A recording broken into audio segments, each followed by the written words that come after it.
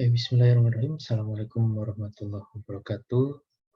Perkenalkan teman-teman, nama saya Muhammad Angga Andriawan. Saya merupakan dosen dari Universitas Bina Bangsa, Fakultas Ekonomi dan Bisnis, program studi akuntansi. Di sini saya akan sedikit sharing mengenai materi analisis rasio keuangan. Apa sih rasio keuangan? Menurut Kasmir 2016, yakni analisis rasio keuangan adalah kegiatan membandingkan angka-angka yang ada pada laporan keuangan. Nah, yang pada akhirnya dapat menggambarkan kondisi kinerja perusahaan. Jadi, secara sederhananya, dengan menggunakan analisis rasio keuangan, harapannya kita itu bisa mengetahui kondisi perusahaan, kinerja perusahaannya seperti apa. Nah, itu dari analisis rasio keuangan. Jadi kita bisa tahu tuh track record-nya perusahaan tersebut kinerjanya gimana. Nah, itu tertuang di laporan keuangan dan dapat kita ketahui bila mana kita analisa rasio keuangannya. Nah, di sini dikatakan apa aja manfaat penerapan rasio keuangan. Yang pertama, untuk mengevaluasi kondisi suatu perusahaan dari perspektif keuangan. Yang kedua, alat untuk menilai kinerja dan prestasi perusahaan. Yang ketiga, sebagai rujukan untuk membuat perencanaan. Nah, jadi setelah kita mengetahui, ini katakanlah kita orang internal perusahaannya atau bagian manajemen. Setelah kita mengetahui kinerja perusahaan selama 1 tahun dari penerapan rasio keuangan, akhirnya kita bisa menentukan arah atau kebijakan apa yang nanti akan kita ambil ke depannya untuk periode yang akan datang. Nah, harapannya agar lebih baik dari periode sebelumnya. Makanya kenapa dikatakan bisa sebagai rujukan untuk membuat perencanaan. Yang keempat, memperkirakan potensi risiko yang akan dihadapi. Karena dalam penerapan rasio keuangan, kita pun akan mengetahui resiko-resiko apa saja yang bisa terjadi bila mana katakanlah ada permasalahan di perusahaan tersebut, bila mana tidak diselesaikan. Nah, dan yang terakhir sebagai penilaian bagi stakeholder organisasi. Nah, ini adalah pembagian dari analisis rasio keuangan, yakni ada rasio profitabilitas, ada rasio likuiditas, ada rasio solvabilitas, dan yang keempat ada rasio aktivitas. Nah, yang pertama, yakni rasio profitabilitas. Dari katanya adalah profit, untung. Nah, jadi sederhananya, yakni dalam rasio profitabilitas kita pasti atau kita dapat mengetahui seberapa besar kemampuan perusahaan dalam memperoleh laba. Yang kedua, itu liquid atau rasio likuiditas. Artinya liquid, cair, berarti yang teman-teman bisa ambil secara sederhana berarti kata liquid ini cair, alias seberapa besar kemampuan perusahaan dalam memenuhi kewajiban finansial yang umurnya itu kurang dari 1 tahun atau berjangka pendek. Nah, dari rasio likuiditas nanti kita tahu nih, apakah uang perusahaan ini cukup untuk membayar hutang yang akan jatuh tempo. Nah, jangan sampai uang yang dimiliki atau harta yang dimiliki itu nggak bisa bayar hutang. Nah, bisa kalian bayangkan loh, apabila harta yang dimiliki atau uang yang dimiliki itu tidak mencukupi. Bagaimana itu nanti? Nah, setelah itu ada rasio solvabilitas. Nah, kalau rasio solvabilitas ini adalah rasio yang dapat menggambarkan kondisi perusahaan itu bisa nggak ngebayar seluruh utangnya, baik yang jangka pendek ataupun jangka panjang. Jadi baik yang akan jatuh tempo pada tahun tersebut dan hutang yang umurnya itu masih lama atau yang jangka panjang. Nah, jadi nanti kita bisa mengetahui apakah uangnya itu atau hartanya perusahaan itu cukup. Nah, dan yang terakhir adalah yang keempat, rasio aktivitas. Yakni menunjukkan sejauh mana efisiensi perusahaan dalam menggunakan aset dalam memperoleh penjualan. Nah, di sini saya akan mencoba mengerucutkan mengenai rasio profitabilitas. Nah, di sini dikatakan ada tujuannya, yakni untuk mengukur atau menghitung laba yang diperoleh perusahaan dalam satu periode atau dalam periode tertentu.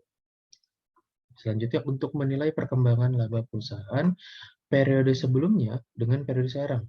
Nah, jadi rasio profitabilitas itu dapat berguna untuk membandingkan kinerja perusahaan dalam mencari laba di tahun sebelumnya dari periode tersebut. Katakanlah kita ini di tahun 2021, kita memiliki laporan keuangan.